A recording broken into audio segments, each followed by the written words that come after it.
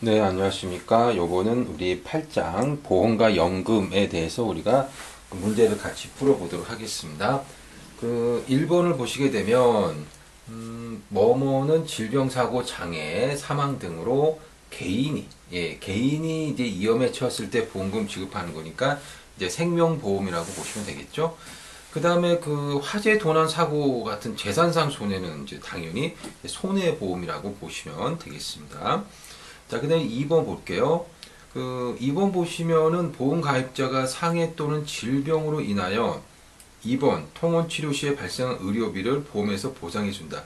그래서 우리가 이제 그 만약에 몸이 아파가지고 이제 병원을 가게 되면 이제 의료비를 내야 되는데 우리가 이제 국민건강보험에 의해 가지고 이제 보장이 되는 그런 부분들이 있습니다. 그래서 보장이 되는 부분을 우리가 이제 급여 부분이라고 하는데 국민건강보험에서 보장되는 걸. 하지만 예를 들어서 급여 부분이라고 하더라도 국민건강보험에서 다 돈을 내주는 게 아니라 본인이 부담하는 부분이 있습니다. 뭐 예를 들어서 그 부분이 이제 100만 원이다, 100원이다 그러면 국민건강보험에서 뭐 한 80만 내주고 나는 20을 본인이 부담해야 되겠죠. 그래서 의료비 중에서 이제 본인이 부담해야 되는 부분이 있어요.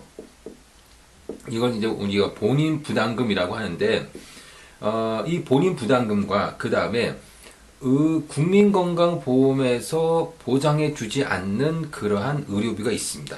그런 거 우리는 이제 비급여라고 이렇게 이야기합니다. 이거는 순전히 내가 다 내야 되는 거잖아요.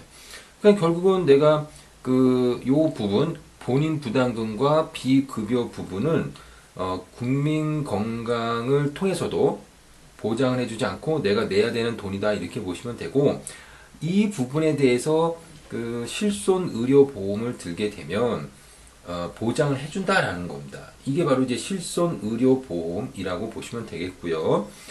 실손 의료 보험을 들게 되면 이런 부분에 대해서 뭐 상품에 따라서 좀 다를 수 있겠지만 대개 한 90% 정도까지 이제 보장을 해준다라고 보시면 되겠습니다. 자, 3번. 보험가입자가 암, 뇌졸중, 심근경색, 이런 병들은 굉장히 심각한 병들이죠. 예, 그래서 치명적인 병들입니다.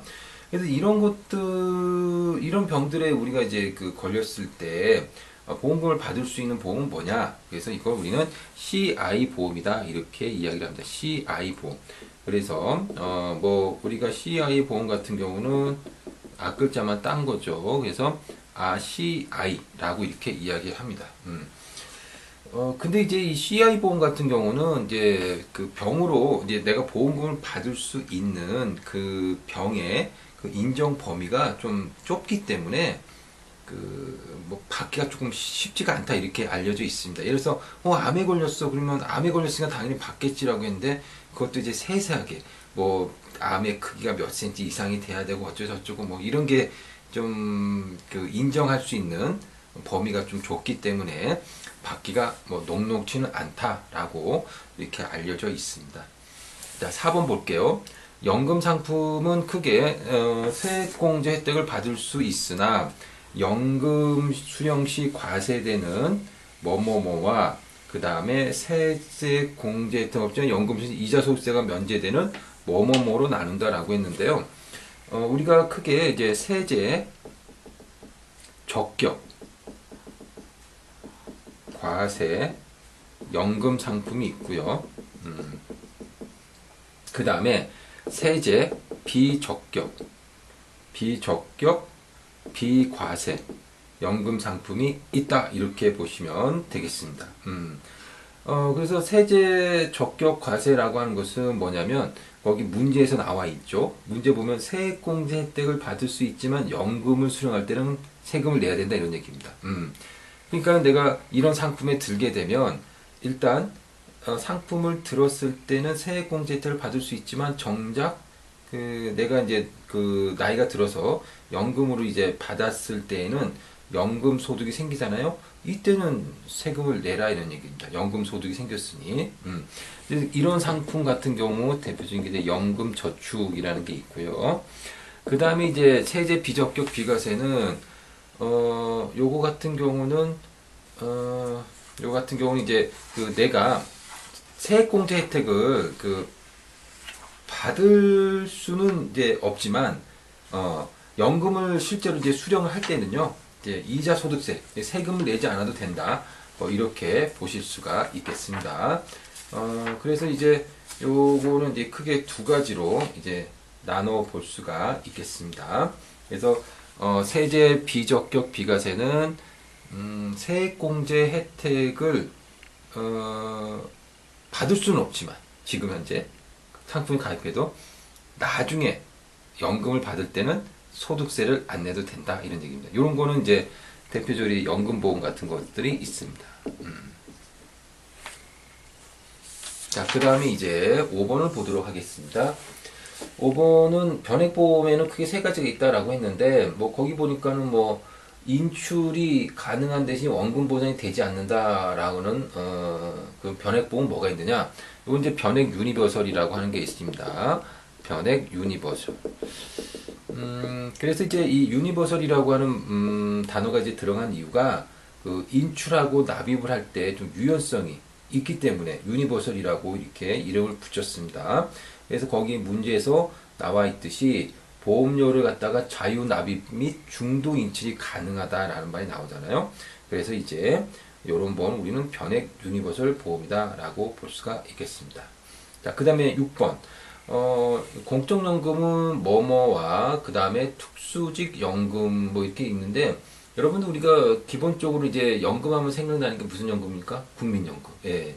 그래서 국민연금이 바로 이제 정부가 이제 운영을 하고 있으니까 공적연금이라고 보시면 되겠죠.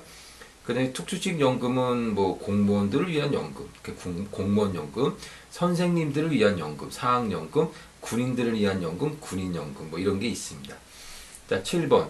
퇴직연금은 근로자가 직장의 급여 책임의 안정성과 뭐 이런 뭐 여러 가지 이야기 나오고 있습니다. 그래서 뭐 거기 보니까 뭐 확정 급여형, 확정 기여형 뭐 이런 것들이 나오고 있는데, 일단 이 확정 급여형이 뭐고 확정 기여형이 뭔지를 일단 먼저 알아야 될 것 같아요.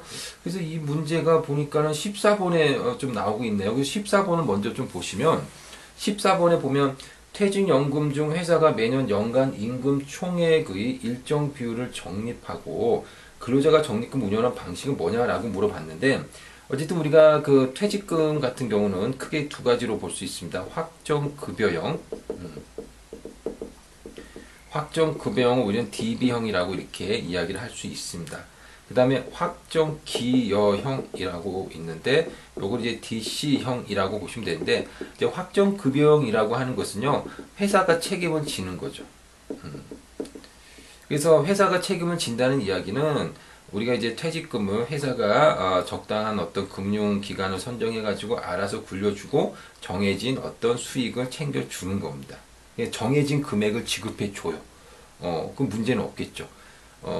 근데 이제 문제는 뭐냐면 정해진 금액을 지급해주긴 하는데 속으로 이런 생각이 들 수도 있어요. 아, 꼭 회사는 그런 곳에다가 퇴직금을 왜 맡겨가지고 굴린 거지? 요런 데다가 맡겼으면 좀 더 좋은 수익이 날 수 있었을 텐데, 그렇게 생각하시는 분들은 확정기여형을 선택하시면 됩니다. 확정기여형은 근로자 책임형입니다. 근로자 책임형.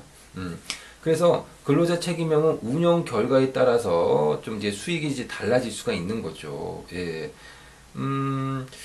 그리고 또 이제 근로자 기여형, 즉, 그 확정기여형 같은 경우는 또 좋은 게 뭐냐면, 근로자가 뭐 자기가 본인이 굴리다가 뭐 좀 잘못되면 어떡하냐라고 생각할 수도 있지만, 솔직히 말해서 회사가 튼튼하지 않거나 좀 파산 위험이 있거나 뭐 이런 회사들도 많잖아요. 이런 회사들 같은 경우는 괜히 회사에 맡겼다가 나의 퇴직금까지 날아갈 수도 있으니 그냥 내가 알아서 좋은 금융기관을 선택해서 굴리겠다 뭐 이렇게 할 수 있습니다. 예. 그래서 이런 경우 이제 근로자 책임형이라고 할 수가 있겠죠. 그래서 14번 같은 경우 근로자가 적립금을 운영하는 방식은 뭐냐라고 했으니까 당연히 답은 2번 확정기여형 DC형이라고 보시면 되겠습니다. 자, 그래서 다시 우리가 7번으로 넘어올게요. 그래서 거기 보니까는 뭐 고려하여 뭐 확정급여형, 확정기여형, 그 다음에 또 뭐라고 또 가로가 쳐져 있는데, 그거는 이제 IRP라고 보시면 됩니다. IRP. 이 IRP라고 하는 것은 개인형 퇴직연금입니다. 개인형 퇴직연금. 그래서 이 개인형 퇴직연금은 뭐냐면 그 회사에 이제 그 근무하고 있는 근로자가 이제 자기가 이제 부담을 해서 이제 추가로 이제 돈을 갖다 적립하는 겁니다. 그래서 그걸 갖다 운영해가지고 나중에 이제 연금을 받거나 혹은 일시금으로 받거나 할 수 있는 어떤 상품이라고 볼 수가 있겠죠. 그런 거 우리는 개인형 퇴직연금이라고 할 수가 있겠습니다.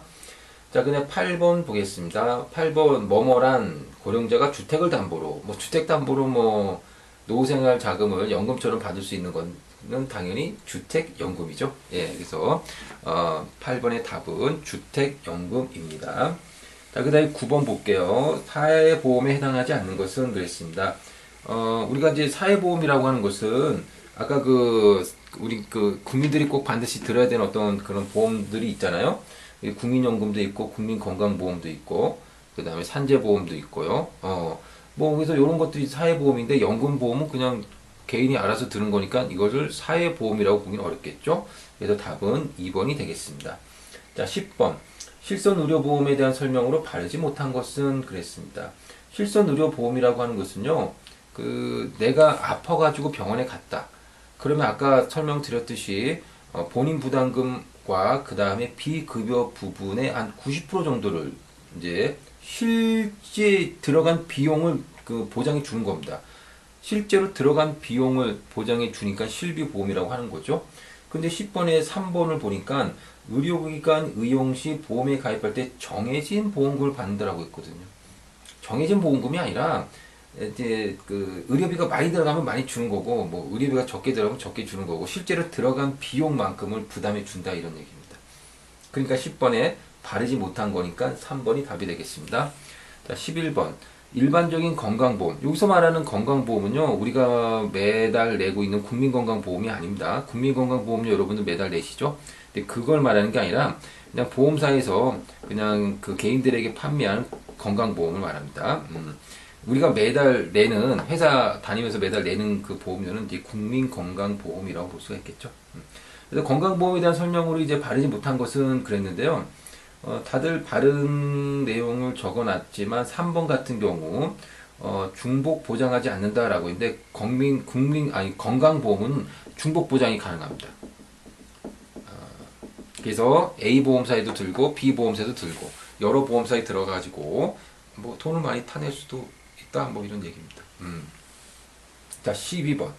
12번 같은 경우는 거기 보니까는 뭐 중병 상태가 계속되고 암, 심근, 견색, 뭐 뇌졸중 뭐 이런 것들을 갖다가 뭐 대비할 수 있는 보험이 뭐냐라고 했는데 아까 우리 3번에서 이야기 드렸던 거죠. CI 보험입니다. 그래서 12번의 답은 3번입니다. 13번 다음 중 성격이 다른 하나 그랬습니다. 답은 1번이네요. 건강보험 같은 경우는 질병을 대비하기 위한 거고요. 연금보험, 연금저축, 종신보험은 뭐 노후 대비용입니다. 그러니까는 1번이 답이고요. 14번은 아까 우리가 풀어봤었고요. 15번 보도록 하겠습니다. 주택연금에 대한 다음의 설명 중 타당하지 않는 것 그랬습니다. 뭐 1번 같은 경우는 우리나라 같은 경우를 비롯해서 많은 나라들이 또 활발하게 시행되고 있습니다. 우리나라도 지금 활발하게 시행이 되고 있습니다. 자, 2번 만 60세 이상 배우자가 만 60세 이상인 사람으로 9억 원 이하의 주택만 가능합니다. 9억이 넘어가면 이제 고가주택이니까 뭐 그거 니들이 알아서 해라 이런 얘기죠. 그러니까 9억 원 이하의 주택. 그 다음에 3번 주택연금 상한 시점에서 주택 가격이 연금 지급 총액보다 작아요. 연금은 계속 지급한다고 했는데 주택 가격이 떨어지는 바람에 이게 좀 그렇다는 거죠. 예, 은행 입장에서는 그래도 준다 이런 얘기입니다. 그래도 준다. 자, 4번 주택연금의 상한 시점에서 주택 가격이 연금 지급 총액보다 커요. 그러니까는 주택 가격이 만약에 5억인데 근데 내가 그동안 받은 돈은 총 3억이었다. 2억이 남네요. 그러면 남는 걸 어떻게 하느냐? 남는 거는 돌려준다라는 겁니다. 근데 보기 4번에 돌려주지 않는다라고 했으니까 4번이 틀린 답이라고 보시면 되겠습니다. 자, 이렇게 해서 우리가 8장의 보험과 연금에 관련된 문제들을 같이 한번 풀어봤습니다. 여러분 수고하셨습니다.